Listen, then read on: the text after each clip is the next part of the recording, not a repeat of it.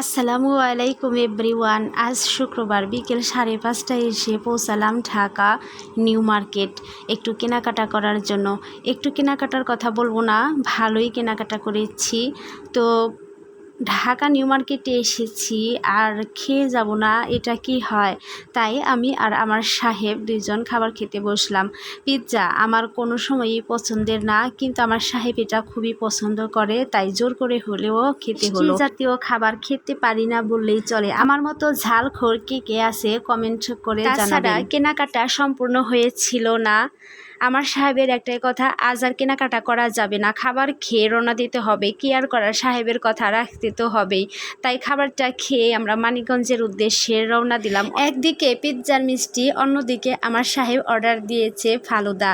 ফালুদার কথা আর কি বলবো, ফালুদা আমার কাছে এতটাই অপছন্দনীয় যে বলে শেষ করতে পারবো না। তারপরেও জোর করে খেতে হলো, যেহেতু আমি অপছন্দ করি তাই বেশি নিলাম না, একটা নিলাম দুইজনে ভাগ করে খাওয়ার জন্য। যাই হোক, আজকে সাহেবকে নিয়ে অনেকটা সময় ঘোরাঘুরি করা, কেনাকাটা করা, সব কিছু মিলিয়ে আমার দিনটা ভালোই গেল। মাশআল্লাহ, আলহামদুলিল্লাহ।